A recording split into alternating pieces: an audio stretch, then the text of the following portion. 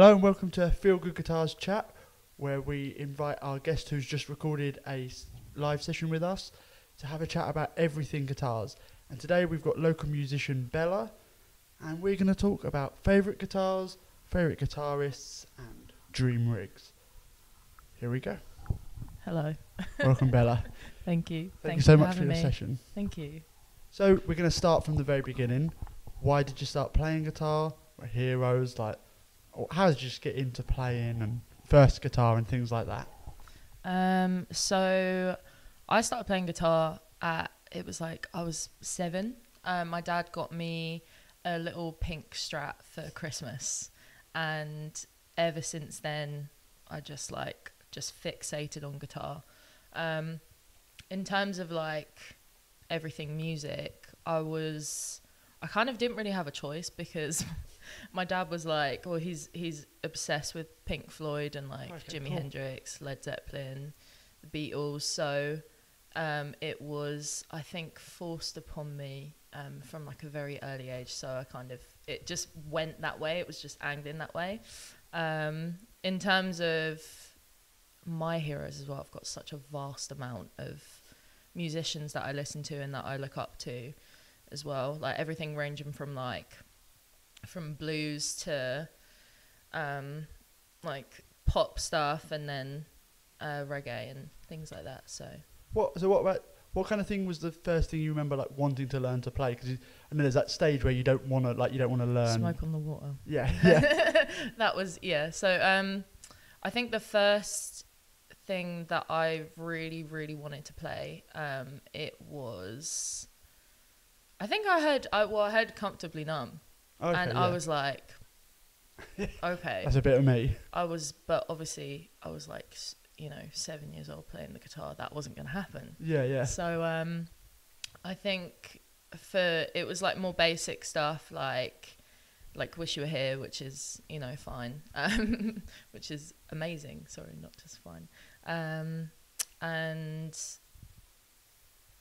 I think Green Day as well. Green Day were quite a big sort of turning point for me, because their songs were fairly easy for me to learn, and they were one of my favourite bands. So yeah, I think a lot of stuff like that, those kind of, especially that kind of pop punk era, and is when you've got a song that's quite easy to sound good on early. There's no and it was quite parts. basic as well. Yeah. So and you can click the distortion button on your little 10-watt amp and just absolutely rock out to it. Yeah, sounding terrible, but you're having the time of your life, so it's fine. We get that question a lot of when we're selling the 10-watt amps, where a parent will be like, "How loud does this go?" Yeah. Does it have a headphone? Does it have it needs to be loud. Yeah. Super loud. And what about performing? When did you start going out and performing? So it was, I think at my school, they used to have music festivals. Okay. So I started doing that. I was in a band as well called Sharp Edge. Shout outs. And we covered Teenagers by My Chemical Romance. And then we started writing our own stuff. And then we did Joy Division, a Joy Division cover, and that was so fun to do. So, but unfortunately we're not together anymore. So hopefully, I'm still waiting for a reunion. Yeah. So. Yeah. I've got an old band, and I think every time we meet up, we're like, we're going to do a return gig. Yeah. And it's been about 12 years now. So I don't think. But you never know. Sad times. It's dead and gone. Can you remember? Obviously, you did the first guitar, the pink Strat. Can you? It's a hard one, but your first kind of proper guitar, a guitar that you. I think it was my Tanglewood actually, which I got from Musicland. Yeah, this is the second. We've only done two of these. This is the second one, and both times when I've got to the bit of, can you remember the first guitar you went out and bought? From Musicland. From Musicland. Yeah. It's either a vintage or a Tanglewood. Famous. Yeah. Well, Tanglewood guitars are just stunning guitars. Yeah. Anyway, for that kind of next step, I would say to people, you go to open mics, especially around any town, almost every somebody there's got a Tanglewood. Yeah. But in terms of I guess electrics, was there your first? I've always loved Telecasters. They're just stunning. And I'm a big Jeff Buckley fan, and he used to use a Teddy. as well. So I've just always thought like the look of them, like to play them as well, they're just like so smooth. Yeah, they're gorgeous. So like Telecasters are like my thing. That's what you've got at the moment, isn't it? Yeah, so I've got a Squire, but it's Telecasters. Yeah. Yeah. So, in terms of like other guitars, like I know, I think you're a fan of, I think first time we met, Yeah. we talked a lot about music and bands. Yeah. Rory Gallagher? Oh, I love Rory Gallagher. So is the aim to have a heavy relict Strat? Like, oh my god, that would be the dream. Like, I have actually started looking at Strats, and now I feel like I'm in the guitar hole and I can't get out of it, which is great. It's the best position to be in. I do really, really want to get a Strat though, but his is like, I think his nephew has his guitar. Oh, okay, yeah. And I watched a documentary, and his guitar had like his belt buckle sort of like mold in it, and like just a sweat, and like it's just like all of the varnish is just like gone. Yeah, it's so relict. I know I know the one you're talking about. It's just absolute, no finish on it whatsoever. But it's amazing. I mean, I've been watching a lot of stuff like on TikTok recently where people are like stripping. I saw one today where they just like they set fire to it, so it lost all the finish. You can do some like cool. You could get like again, you get like a, because they're so good, like a Squire Strat. Yeah. And, like sand it down yourself and have like your own. Because I think they do a signature. Do they do a? I don't know. We'll have Sophie, to find do that they out. do a signature? Sophie doesn't have access to. This podcast, we're calling it a podcast. It's not really a podcast, but we're hoping it's going to get to the stage where I can look at Sophie and she can just get like, up information. Yeah, the answers are there. Yeah. But we're using all of the phones as well, so no one's got any searching capabilities either. This is again where I get worried that as this gets bigger, guitar nerds will find it, and if you get information scrutinised, they're watching us. I'm so scared. Like everything we put out to promote this business, I'm terrified that I'll get like a. It happens at the shop. I'll be selling something to someone, and I'll get a brand name wrong, or even like a year wrong. Yeah. And they're like, they want me dead. Yeah. Like, it's like they are like that though. Yeah. Guitar nerds, like they're like, watch what you're gonna say. Wait, can I swear? Yeah, of course you can. Yeah. Okay, of course cool. you can. Yeah. Okay, I was like, oh. I think I think it's one of those things when we started this channel. I'm like, are we gonna have swearing? And then I think we made it about. Fuck it. Yeah. We made about 10 seconds into the last video, and it was like, oh fuck yeah. Yeah. It's like, is you can't. So we're gonna start with.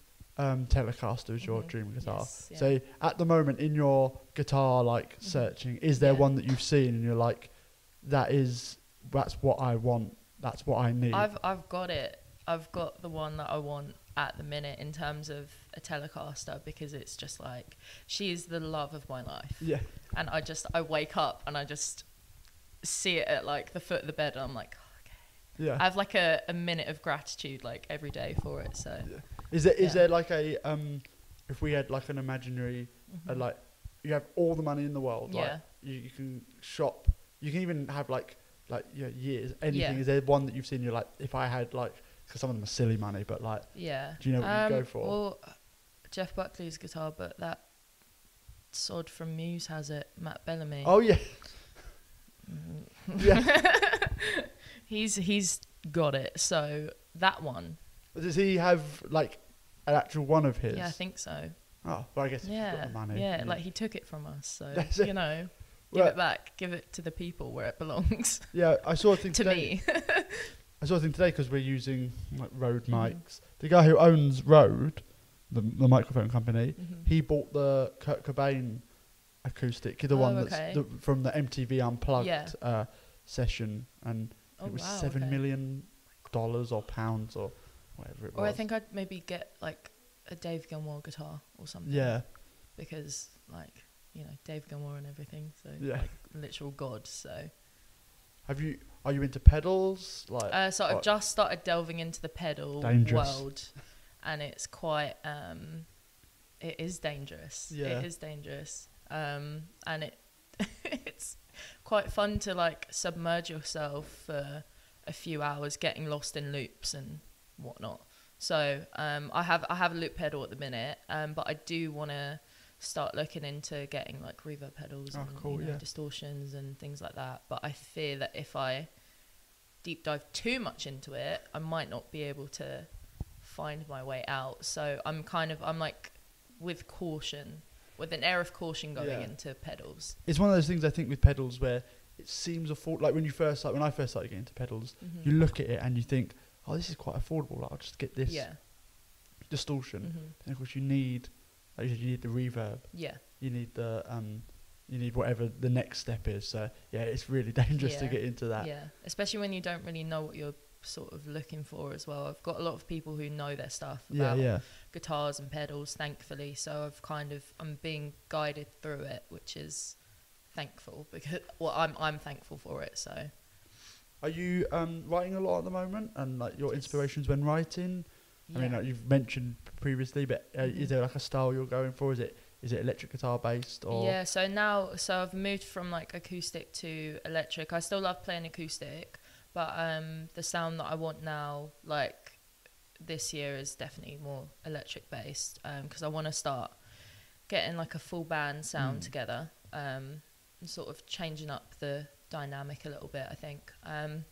In terms of my writing, what do you mean, just like in terms of? Just like, I mean, I'm back when I'm writing music. It's very obvious to tell that it's just pop punk. Like, I almost can't move it. Like, it's just it's ingrained in me. I just think, like, I don't know. You kind of go through a journey of songwriting. I'm kind of thinking now that you are maybe writing with a full band in mind. Is there kind of a direction you're heading in?